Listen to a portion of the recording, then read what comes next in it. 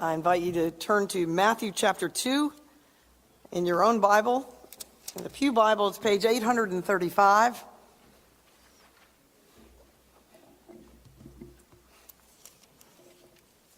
And this is the wise men's story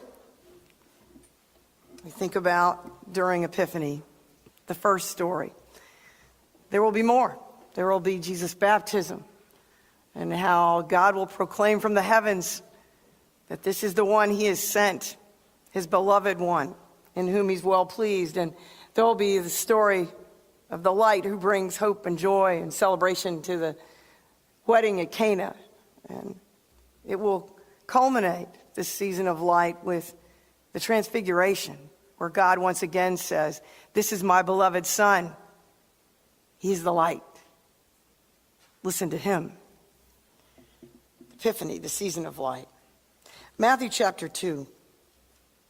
Now when Jesus was born in Bethlehem of Judea in the days of Herod the king, behold, wise men from the east came to Jerusalem, saying, "Where is he who has been born King of the Jews?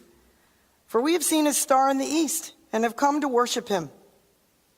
When Herod the king heard this, he was troubled, and all Jerusalem with him. And assembling all the chief priests and scribes of the people, he inquired of them where the Christ was to be born. They told him, "In Bethlehem of Judea, for so it is written by the prophet, 'And you, O Bethlehem, in the land of Judah, are by no means least among the rulers of Judah, for from you shall come a ruler who will govern my people Israel.'" Then Herod summoned the wise men secretly and ascertained from them what time the star appeared. And he sent them to Bethlehem, saying, "Go and search diligently for the child, and when you have found him, bring me word, that I too may come and worship him." When they had heard the king, they went their way. And lo, the star which they had seen in the east went before them, till it came to rest over the place where the child was. When they saw the star, they rejoiced exceedingly with great joy. And going into the house, they saw the child with Mary his mother, and they fell down and worshipped him.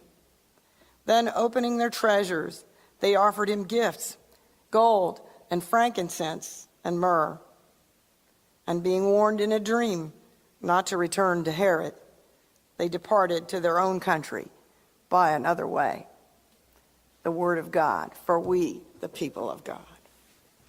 Thank you, Lord.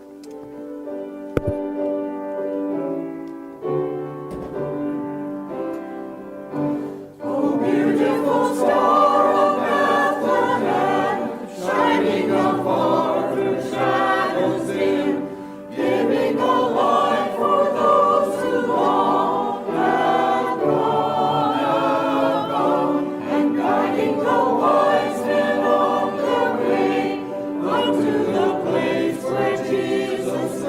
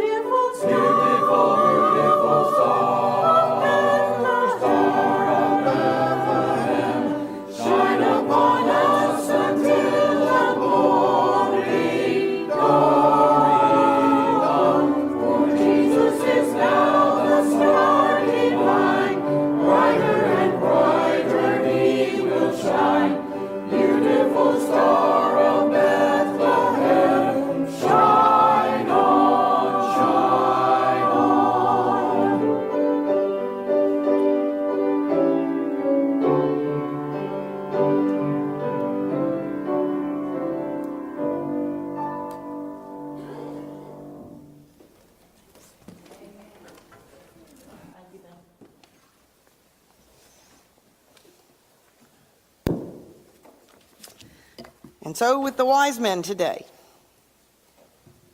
we have the question, what star have you hitched your life to? A while back, I knew this wonderful couple. They did a whole lot of things in the church, whole lot of things. When I first went on staff at the church, they kind of took me under their wing. They were very interested in the youth ministry, so they came and just encouraged me. They gave us their beach house to do youth council retreats. I mean, they were into everything, and they were a blessing to that church. And then they retired early, and they bought a beautiful boat. And honestly, we never saw them again. We never saw them again. And I wondered about that so many times. I know a young girl now. She's approaching 30. And she just texted me yesterday. Haven't heard from her really in a long time. Used to be in my youth group. And she said, "Can we talk?" And she's heartbroken. Her life has been a series of hitching to different stars that fade out, that burn away, that promise so much and give so little, relationships that break her heart. And some of that, maybe most of that, is because she's made those relationships to be her everything. She's made these people to be her hope, the center of her world, her salvation. You know people who have hitched their lives to all kind of stars that won't take them anywhere but into grief, waste, frustration, despair. The Magi, their story, causes us to look at our lives and ask ourselves, what star have we hitched our lives to? The word epiphany, which is this season of light, as I mentioned, remembering that the light of the world has come, that a star led some wise men to the true light that brings life to every person. Epiphany means shining forth, showing, unveiling, appearing. And that this baby in the manger, by his appearing, by his coming forth, shining forth, we find God among us. How do people celebrate Epiphany? Well, there are a lot of ways, but light is a big part of the celebration. Also, gifts.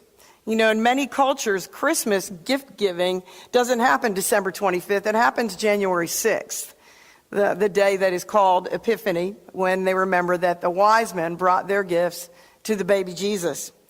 And we think about how we bring what we have, all that we are, our gifts to the Savior too. Some have a king's cake. In Spanish, el rosco de reyes, which is a ring. It's kind of like a bread ring with this delicious frosting all over it.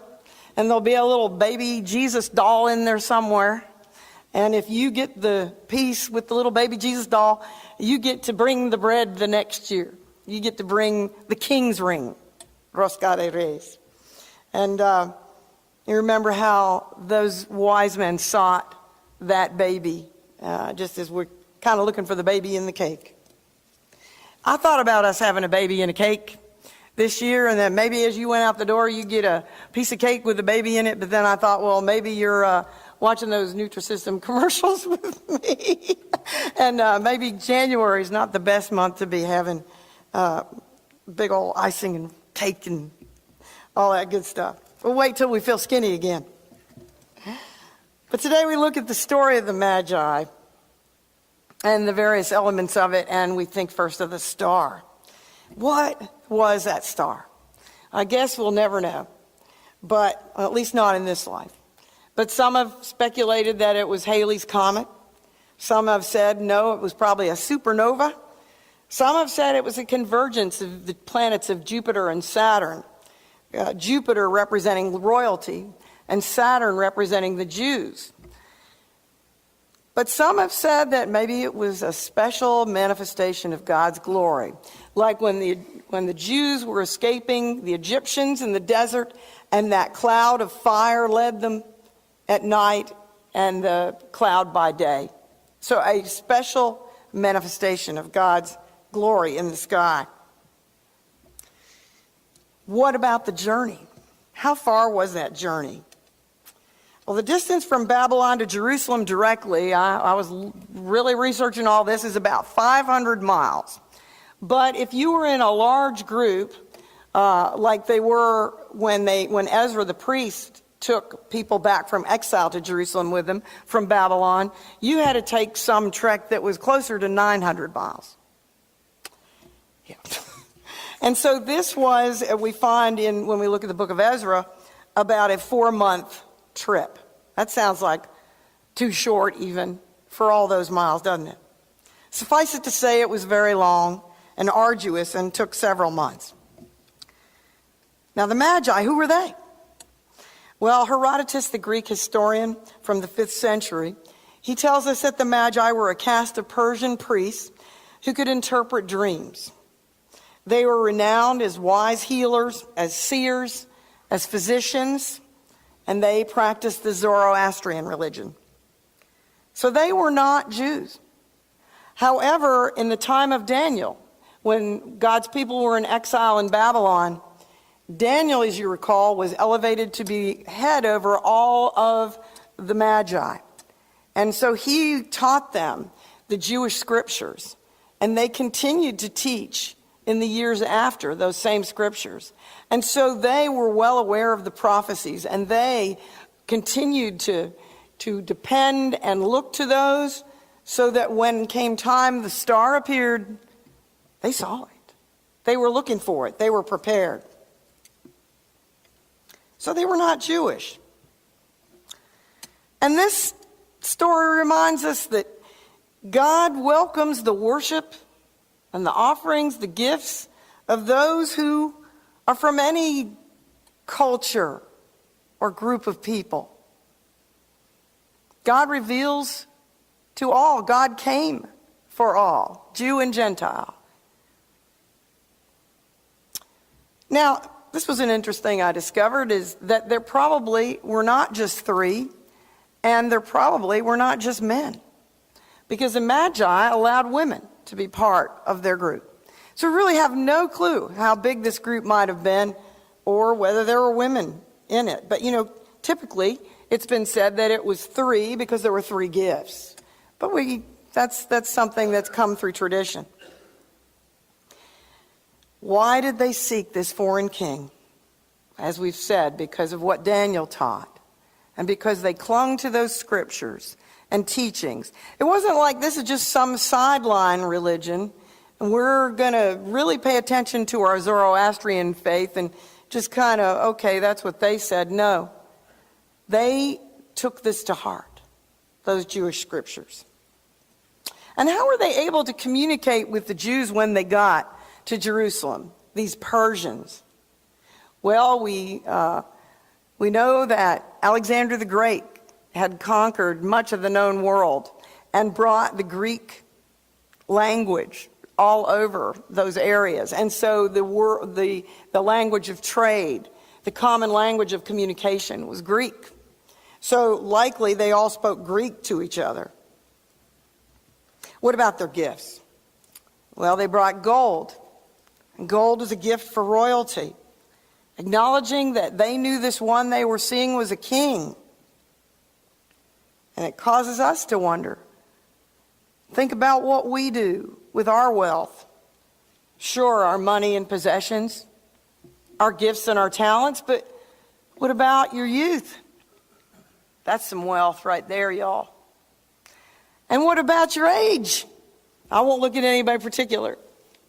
But what about your wisdom? What about your experience? These are all wealth that God can use to bless others. And then there was frankincense. Frankincense was an incense burned in the temple in worship of God, and it was, the Bible tells us, a pleasing aroma to God. It brought beauty to worship. It reminds us that the one they were bringing this gift to was a priest, the high priest of all. Causes us to ask, what shall we consider beautiful? What kinds of beauty do we seek? What are we doing to grow in and to give off, to exude the fragrance of Christ from our life? That kind of beauty. And then there was myrrh. And myrrh was an expensive oil, and it was commonly used by the Jews to anoint bodies for burial. And it acknowledges that the one they were giving it to would be our sacrifice. His life and his death would be a sacrifice for us. Myrrh reminds us that this life is not without end. It doesn't last forever. And so it invites us to ask with the poet Mary Oliver, oh, what will you do with your one precious life? How did those wise men seek? Well, they read, as I like the way one person I was reading, one commentator and theologian, described it as reading from the two books of God. One of those being the vastness of creation, the universe, galaxies, all that we can take in.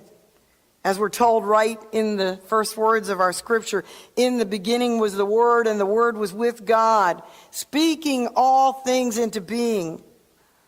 All creation is a living text from which we can learn truth and life. And we need to pay attention to that and pay attention to what God is saying and doing in this world he's created. Of course, the other book of God, very special to us, is the Scriptures. And we need to be into that book too, just as the wise men were. Of course, we need to be paying attention to the stories of those who went before us, their experiences with God, what they learned of God, who God became to them. If we listen only to creation, we're going to miss the intimacy of God. If we listen only to the Scriptures, we may miss the vastness of God. We may miss the activity of God in the present. We'll miss the otherness of God. They might have missed the star, those wise men, if they hadn't have been paying attention to both those books. How else did the wise seek? They followed the star. They had their eyes open. They were paying attention. This wasn't just some little trek that, this will be an adventure. No, they had been all about this way before they saw the star. Their whole lives were invested in this study and this knowledge of the one who was to come in the flesh. And so they were with eyes wide open and diligence and study, looking for him. But that light, I've heard both things. I've heard that maybe the Magi were the only ones who saw the light because they were astrologers. Maybe they were the only ones who really knew what to follow. And they followed it. Or maybe, on the other hand, this was a grand thing in the sky. Something that the scribes and Pharisees should have seen in Jerusalem. And so when they went to them, and Herod said, where's the baby to be born? And they said, Bethlehem. They should have been going, well, my goodness, why aren't we doing anything about this star in the sky? But they weren't. They lived at the center of power. So who cared about some star in the sky? How else did they follow? They paid attention to their dreams. Like both Josephs in the Bible, the Old Testament Joseph, like Joseph with the coat of many colors, and Jesus' earthly father, Joseph, they paid attention to their dreams. God led them by their dreams. So I ask you today, have you a God-given dream for your life? Have you a God-given dream for this church?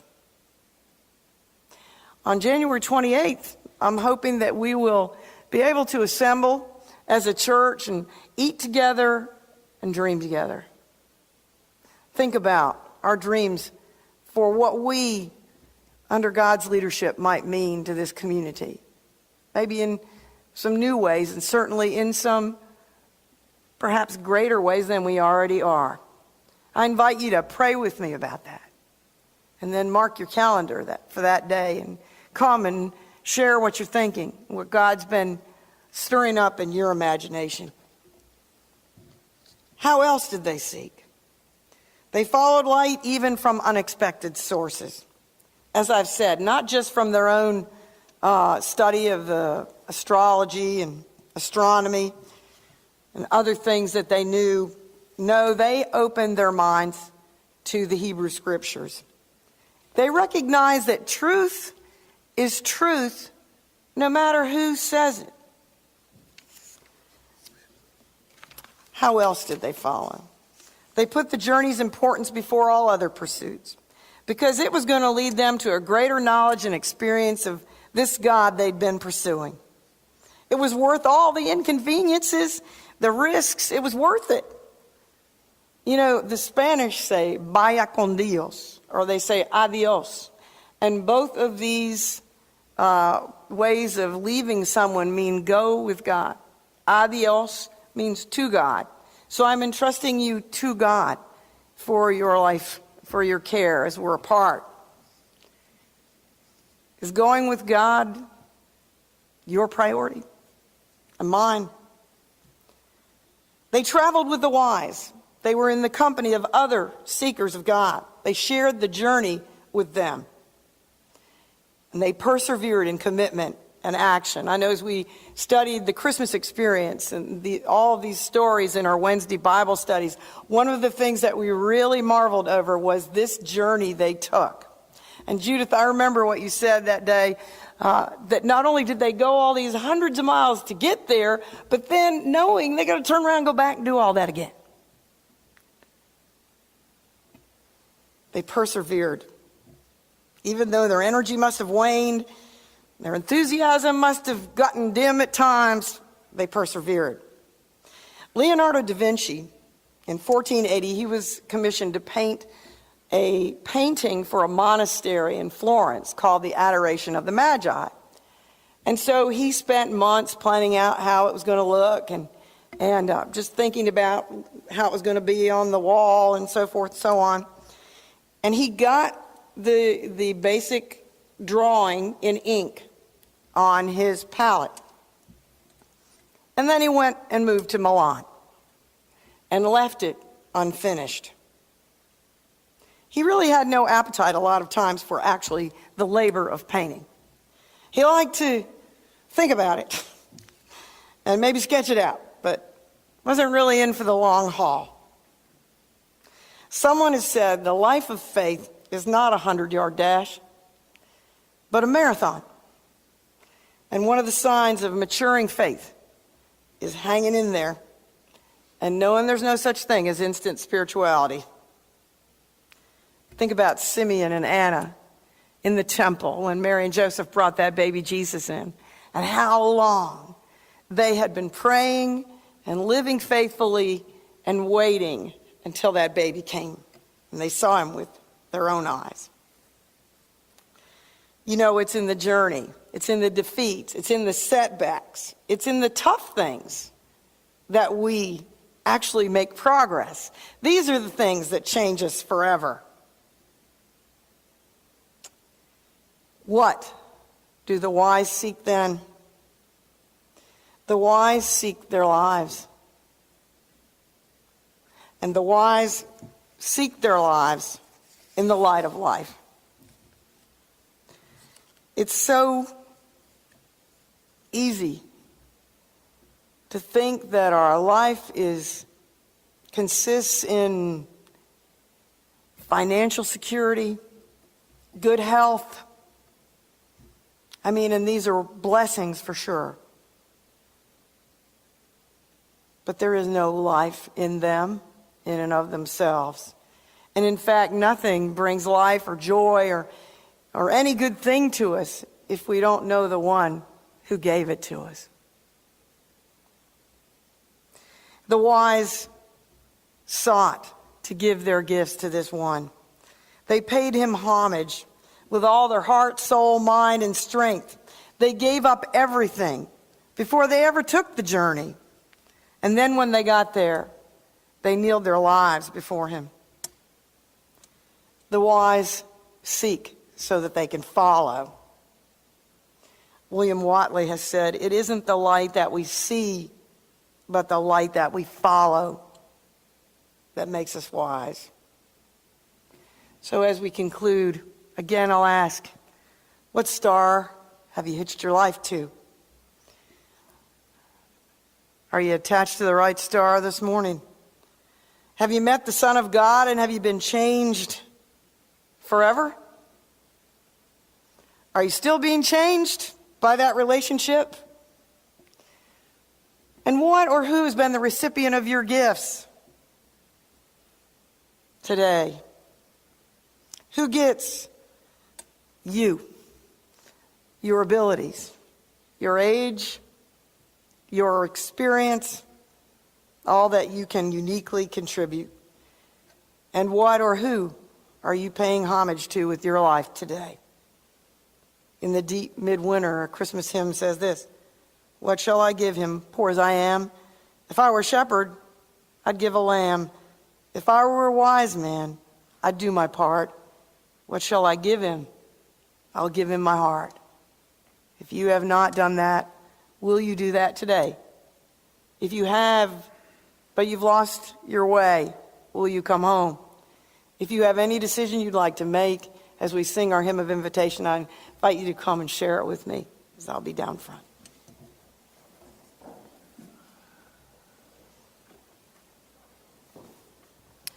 The invitation hymn today is hymn 115, Worship the Lord. Would you please stand and join as we sing hymn 115?